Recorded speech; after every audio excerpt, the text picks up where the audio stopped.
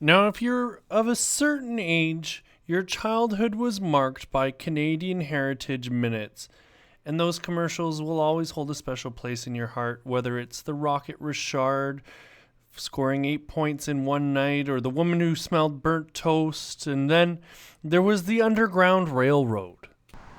Now, one thing that a lot of people don't realize about the Underground Railroad is that it made one of its stops here in Oakville as slaves made their way up from America to Canada. Now, hundreds of people came across our borders and stopped here in Oakville, found places to live, found places to work.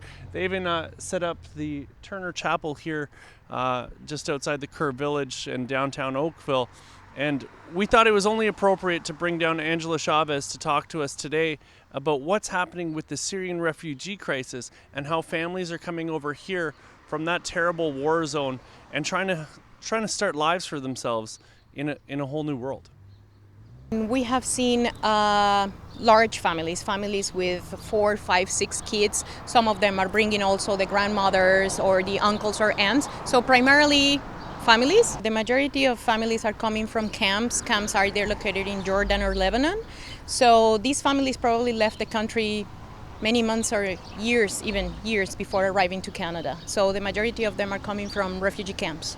And if you have seen in Halton, the mayors of every city, the churches, they are actively engaged and participating to make them feel welcome. And that's more important because there is a lot of trauma and a lot of sadness.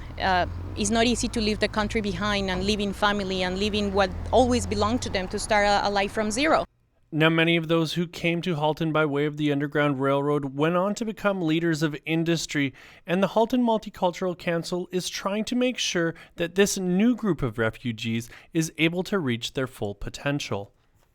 When we knew about the crisis, we started to figure out how could we be prepared for their arrival. So we started communicating with the sponsors, the government, the privately sponsored group, the church, providing information and training because, to avoid cultural shock.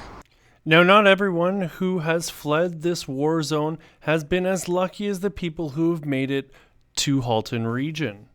If you see many of these refugees that are probably seeking refuge in Europe, many of them have to go back, many of them are not welcome, but instead in Canada we are displaying a whole array of opportunities for them and we are making them feel welcome, we are making them feel integrated in the community.